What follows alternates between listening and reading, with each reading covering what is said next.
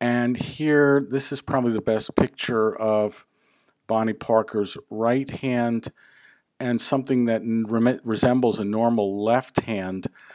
The left hand, you only see the thumb and forefinger here. My favorite picture, she's reaching for Clyde Barrow's revolver, and here she's got a shotgun pointing at him. Really dangerous. These are young people here. And here we blow it up. Here's the hand, and you really can't see some of these fingers here. They're either, this one's either missing or tucked under. This one you catch a hint of. She's probably got some of that and holding it up. But there's the problems I've described earlier with Jean Evans-Smith are showing up here. The thumb looks okay. I mean, I don't get a great view of it. In fact, maybe it is, maybe it isn't. But it gets very, very interesting because you have a couple of questions here. One, if Jean Tiny Evans-Smith is in fact Bonnie Parker, which I believe I'm showing enough evidence, and in a minute I'll show you the rest of the evidence, then one, how did she lose her left hand and how did she damage the right hand? Was it congenital or was it an injury? But in any case, what they did here is, I believe this is all prosthetic, and she has lost everything up to about here. That's my belief. Why do I believe that? This would be a above elbow amputation. She has lost everything below the elbow and the elbow. That's my belief. Why do I say that? They had to get sew two sweaters together. So this is an original sweater. That's an original sweater. And then they added these stripes here to the sweater to help disguise the prosthesis underneath. Here the sweater has separated and you can see the tip of the prosthetic here. Now, if she had a below the elbow amputation, then you might find evidence of the end of the prosthesis over here. You just don't see it. You do catch the tip of it here. That would mean that her arm probably makes it down to about here. The elbow's missing. This is above the elbow amputation. Now, could I be wrong and could it go further? Yeah, that's a possibility. I think she has a hinge here, and this is all prosthetic. This is she must have a decorative hand, and then that pincer hand that she uses as Jean Tiny Evans-Smith when she's doing work to hold things. And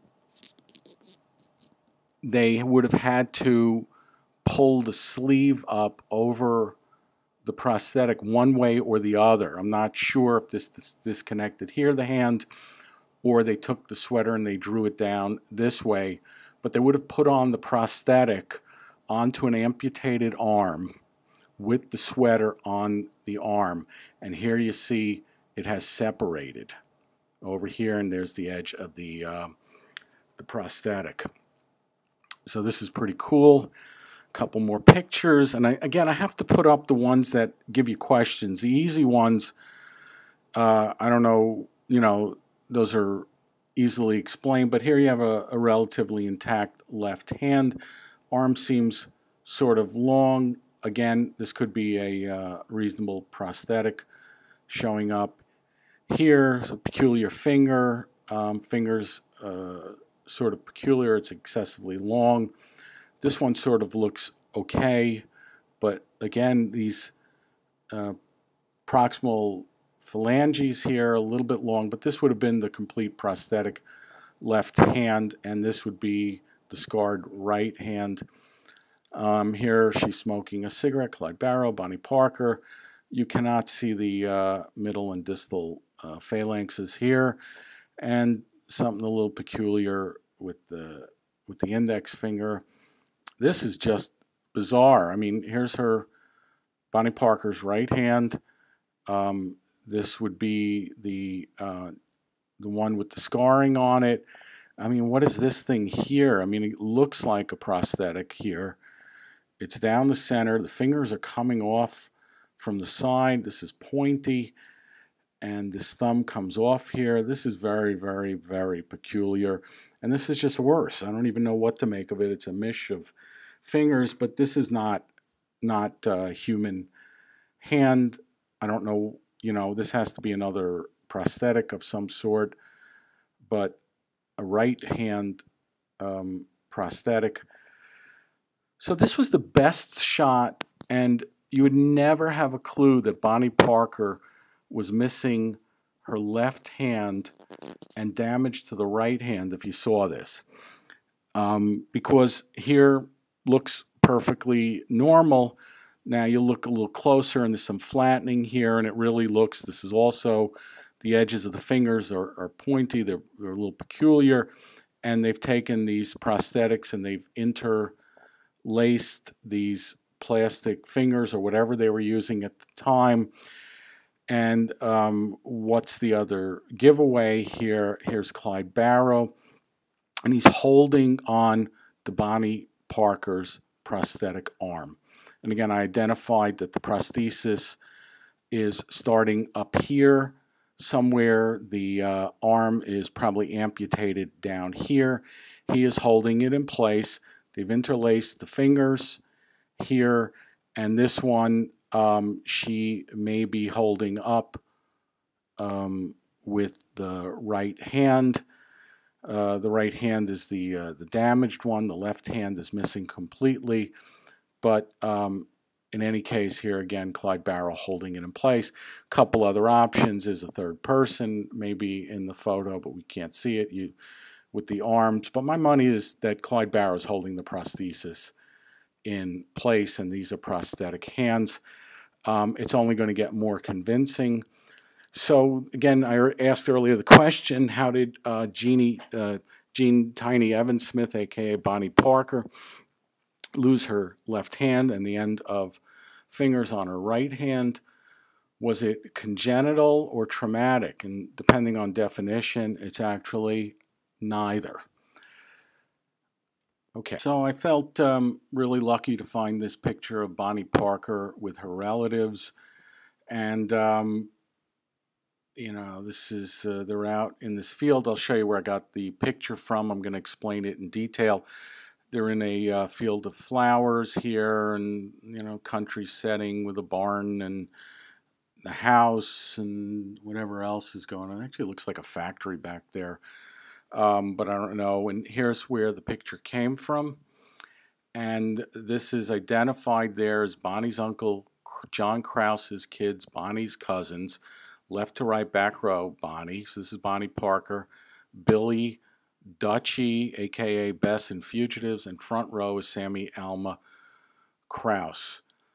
All right, so it's sort of a serene setting, and they're dressed in these white outfits.